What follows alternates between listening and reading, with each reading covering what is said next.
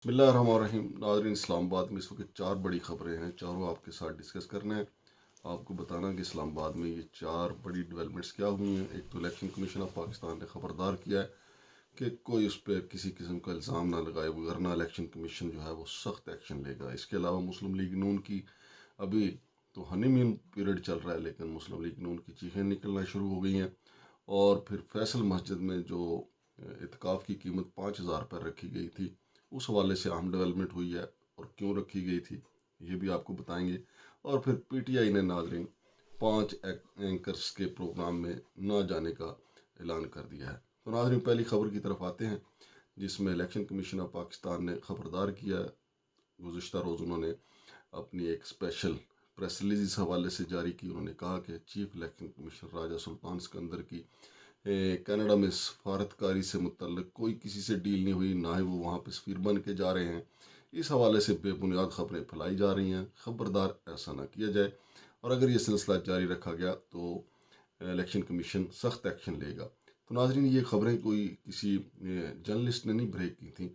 ये उमर यूब साहब ने फ्लोर ऑफ द हाउस पे ये इंकशाफ किया था। उन्होंने कौमी असम्बली में इस बात का इंकशाफ किया था कि पीटीआई की मज़ीद 20 नशिस्तें दोबारा गिनती करवा कर छीनने का मनसूबा बनाया गया है, और ये टास्क जो है चीफ इलेक्शन कमिश्नर को दिया गया है, और इसके बदले में उनको कनाडा में सफ़ीर तैनात कर दिया जाएगा, और ये उनका आखिरी टास्क होगा। ये उमर अयूब साहब जो हैं वो सरकर्दा लीडर हैं, वजारत उज़्मा का इलेक्शन भी लड़ चुके हुए हैं, और पीटीआई के लिए शदीद जो है वो स्ट्रगल भी कर रहे हैं। तो अब पता नहीं चीफ इलेक्शन कमिश्नर ने जर्नलिस्टों को ख़बरदार किया या उमर अयूब साहब को ख़बरदार किया। बहरहाल उन्होंने ख़बरदार किया है अपनी प्रेस रिलीज़ के ज़रिए। और जहाँ तक मामला है नाजरीन मुस्लिम लीग नून का, कि मुस्लिम लीग नून की वाकई चीखें निकलना शुरू हो गई हैं। मियाँ नवाज शरीफ की खामोशी बता रही है इस वक्त इक़्तिदार को इंजॉय जो कर रही हैं वो तो सिर्फ़ और सिर्फ मोहतरमा मरियम नवाज़ हैं। उन्होंने ऑफिस आने जाने के लिए हेलीकॉप्टर जो है स्पेशली तौर पे ले लिया है। उनकी ड्रेसिंग, हेलीकॉप्टर, फिर उनकी गाड़ी के चर्चे हैं कि जिस गाड़ी का उन्होंने पोशिश चेंज करने के लिए, टायर चेंज करने के लिए 2 करोड़ और तकरीबन 72-73 लाख रुपया जो है उन्होंने मांगा है। अलाय रिम चेंज करने का, टायर चेंज करने का भी उन्होंने एक कहा है। बच्चों जैसी ख्वाहिशें हैं। बहरहाल ज़ाहिर है उनके बाप सर पे सलामत हैं, तो मरीम या नवाज शरीफ साहब के लिए बच्ची हैं, तो उन्होंने अपनी ख्वाहिशात के मुताबिक जो है फिर मोहतरमा मरीम नवाज जो है वो टिक टॉक पर ख़ासी तवज्जो दे रही हैं, और उनकी जो वीडियो बनाई जा रही हैं वो भी काफ़ी मकबूल हो रही हैं। बहरहाल देखते हैं कि आगे क्या होता है। अवाम की हालत का तो खैर किसी को कोई परवाह नहीं। लेकिन जहाँ तक मैंने ये बात की कि मुस्लिम लीग नून की चीखें निकलना शुरू हो गई हैं। फैसल जावेद लतीफ़ साहब जो हैं, जो शेखुपुरा से इलेक्शन हार गए और बड़े हार्ड लाइनर हैं मुस्लिम लीग नून के, और इस्टेब्लिशमेंट के हवाले से बड़े सख्त बयान देते हैं, उन्होंने किसी असर ताकतवर शख्सियत से ये मुतालबा किया था कि उनके 2 हलकों में भी दोबारा गिनती करवाई जाए। यानी वो भी चाहते थे कि दोबारा गिनती में वही काम जो गुजरांवाला की एक सीट पे हुआ है, जहाँ पे अज़हर क़य्यूम नारा को जितवा दिया गया है दोबारा गिनती में। तो जावेद लतीफ़ साहब के अंदर भी ये ख्वाहिश जागी, तो उन्होंने भी ये मुतालबा किया कि इधर भी करवा दिए जाए, दोबारा गिनती करवा दी जाए। लेकिन जावेद लतीफ़ साहब का कहना है कि उनको धमकी दी गई कि अगर आपके हलके में दोबारा गिनती करवाई गई तो फिर NA 130 यास्मीन राशिद के हलके में भी दोबारा गिनती होगी, यानी जहाँ से मियाँ नवाज शरीफ साहब जीते हैं। तो जावेद लतीफ़ साहब का यह इंकशाफ इसलिए भी बड़ा अहम है कि जावेद लतीफ़ साहब, फिर उनके साथ ख्वाजा साद रफ़ीक, राणा सनाउल्लाह, ये मियाँ नवाज शरीफ साहब के करीब समझे जाते हैं, और इसीलिए इनको इक़्तिदार में भी ये शरीक नहीं हुए। ख्वाजा साद रफ़ीक और राणा सनाउल्लाह तो पेशकश करने के बावजूद इक़्तिदार में शरीक नहीं हुए। तो नाजरीन, ये सूरत हाल है कि किस तरीके से निज़ाम को चलाया जा रहा है, और मुस्लिम लीग नून जो है ख़ास तौर पे मियाँ नवाज शरीफ की खामोशी बता रही है कि वो एक मुनासिब वक्त का इंतज़ार करेंगे, और फिर वो जिस तरह पहले उन्होंने जनरल बाजवा और जनरल फैज़ हमीद पे हवाई फायरिंग शुरू की थी, तो फिर इस किस्म की वो हवाई फायरिंग करके अपना बयानिया वापस लेने की लाजमी तौर पे एक कोशिश ज़रूर करेंगे। लेकिन क्या उनका बयानिया उनको वापस मिल जाएगा? जब तक इमरान खान जेल में है, जब तक इमरान खान को इक़्तिदार नहीं मिलता, उस वक्त तक ये बयानिया उनसे कोई नहीं छीन सकता। اور ناظرین آپ کو یہ بھی بتا دوں کہ اسلام آباد میں سینٹ کی جو 6 نشستیں تھیں ان کا دوبارہ ضمنی الیکشن ہوا ہے، اور یوسف رضا گیلانی صاحب جو ہیں انہوں نے میدان مار لیا ہے اسلام آباد سے، یہ سیٹ بھی انہوں نے چھوڑی تھی، اور ان کی اب اگلی منزل جو ہے معاہدے کے مطابق چیئرمین سینٹ بننا ہے۔ سی یوسف گیلانی اگر چیئرمین سینٹ بنتے ہیں تو یقینی طور پہ سینٹ کے وقار میں بھی اضافہ ہوگا۔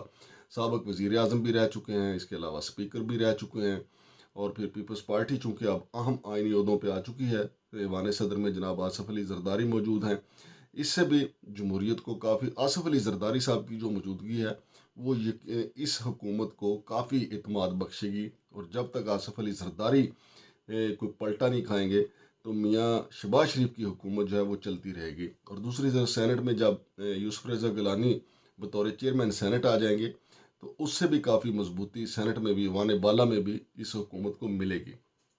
تو ناظرین ایک اور بڑی خبر یہ تھی کہ فیصل مسجد میں اس سال جو رمضان المبارک رواں دواں ہے، اعتکاف کے لیے 5,000 روپے فیس رکھی گئی تھی، لیکن پھر سوشل میڈیا پہ اس کا چرچا ہوا۔ اس کے بعد چونکہ فیصل مسجد کا بھی انتظام و انصرام جو ہے وہ سعودی حکومت کے پاس ہے، پھر سعودی حکومت نے اس پہ ایکشن لیا ہے، اور وہ 5,000 روپے جو فیس رکھی گئی تھی اس کو ختم کر دیا گیا ہے۔ لیکن یہ 5,000 روپے جو فیس رکھی گئی تھی اس لیے رکھی گئی تھی کہ راول پنڈی اسلام آباد کے جو نوجوان ہیں انہوں نے ہر سال جو ہے وہ رخ کر لیا تھا کہ وہ اسلام آباد کی فیصل مسجد میں اعتکاف بیٹھیں گے، جس سے یہاں پہ ہلڑ بازی کی شکایات بھی تھیں۔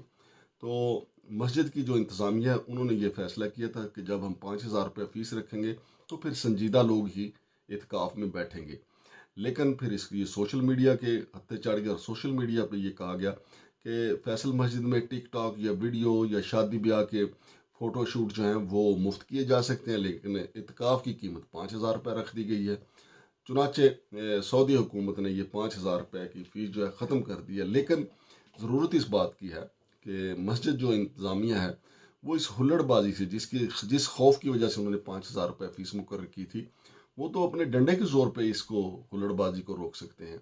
جو شخص وہاں پہ اعتکاف میں بیٹھے، اگر وہ اعتکاف کے تقاضے پورے نہیں کر رہا، یا وہ موبائل پہ بزی ہے، یا وہ اس کی سرگرمیاں ایسی ہیں کہ وہ سنجیدہ نہیں ہے، تو پولیس بلائی جا سکتی ہے، اس کو بین کیا جا سکتا ہے۔ لیکن 5,000 روپے فیس رکھ کے یہ کافی اسلام کے حوالے سے، رمضان کے حوالے سے یہ کوئی اچھا شگون نہیں تھا۔ اور ناظرین آخری بڑی خبر آپ کے ساتھ شیئر کرنا ہے کہ پی ٹی آئی کی کور کمیٹی نے فیصلہ کیا ہے کہ وہ کامران شاہد، سلیم صافی، شاہ زیب خان زادہ، عادل شاہ وغیرہ جو ہیں، یہ 5 اینکر انہوں نے کہا ہے کہ ان کے پروگراموں میں ان کا کوئی نمائندہ شریک نہیں ہوگا۔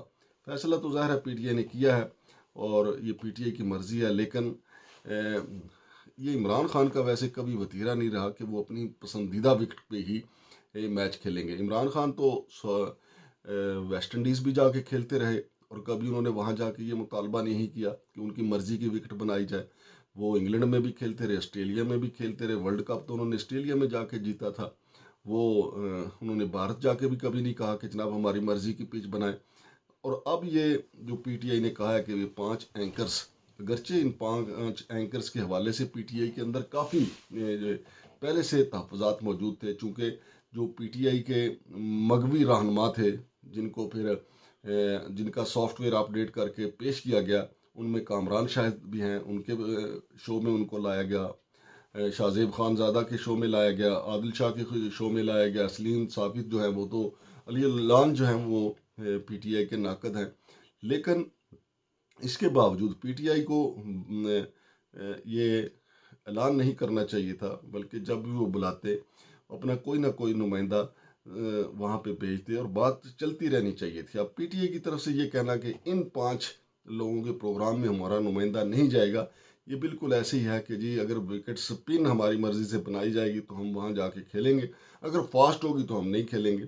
تو کہیں آپ کو بالکل آپ کی مرضی کے لوگ بھی ملیں گے، غلام حسین بھی آپ کو ملیں گے، کاشف عباسی بھی آپ کو ملیں گے، اور خاور گمن صاحب بھی آپ کو ملیں گے، جو یا ازمیر صاحب جیسے تجزیہ نگار بھی، ہارون رشید صاحب جیسے تجزیہ نگار بھی آپ کو ملیں گے، حسن نثار جیسے لوگ بھی ملیں گے۔ لیکن دوسری طرف یہ لوگ جو ہیں، ان کا نقطہ نظر اگر آپ کے ساتھ نہیں ملتا تو ان کو بین کرنا میں سمجھتا ہوں کہ یہ پی ٹی آئی کا تو شیوا نہیں ہے، یہ جس نے بھی فیصلہ کیا ہے اچھا نہیں کیا۔ اور ناظرین شیر افضل مروت جو ہیں انہوں نے یہ مطالبہ بھی کیا ہے کہ پی ٹی آئی میں جو غلط فیصلے کیے گئے ہیں ان کی تحقیقات ہونا ضروری ہے۔ بہرحال شیر افضل مروت کی بات کتنی سنی جاتی ہے، کیا ہوتا ہے کیا نہیں ہوتا ہے، حالات تیزی کے ساتھ جو ہیں وہ آپ دیکھیں گے کہ جیسا کہ فیصل رضا عابدی صاحب نے کہا ہے کہ جس دن عمران خان نے ذرا سا بھی اسٹیبلشمنٹ کے ساتھ معاملہ سیدھا کر لیا تو یہ سارے کا سارا نظام جو ہے چوپٹ ہو جائے گا۔ اور اب یہ دوبارہ گنتی میں جو مسلم لیگ نون کو سیٹیں دی جا رہی ہیں اس سے پی ٹی آئی کو کیا فرق پڑے گا۔ پی ٹی آئی کا ایک بیانیہ ہے، ان کی مخصوص نشستیں چھین لی گئی، ان کے ساتھ شروع دن سے دھاندلی کی گئی، ان کو کھل کے الیکشن نہیں لڑنے دیا گیا، ان کا انتخابی نشان چھین لیا گیا، پھر ان کے جیتے ہوئے امیدوار جو ہیں رات 12 بجے ان کا رزلٹ روک کے پھر دوسرا فارم 47 جاری کر کے ان کو ہروا دیا گیا۔ تو اب دوبارہ مہینے ڈیڑھ کے بعد بھی 40ویں کے بعد بھی الیکشن کے 40ویں کے بعد بھی اگر گنتیاں کروا کے آپ ان کو ہرا دیں گے تو پی ٹی آئی کو کیا فرق پڑے گا۔ پی ٹی آئی تو وہ جماعت ہے جس نے 2 بار اسمبلی سے استعفے دیے ہیں، اب تیسری دفعہ ان کو خود بھی اسمبلی سے نکالا جا رہا ہے اور ایک بری روایت قائم کی جا رہی ہے۔ تو ناظرین، یہ تھی بڑی اہم خبریں۔ شمشاد مانگڑ کو اجازت دیجیے، اللہ حافظ۔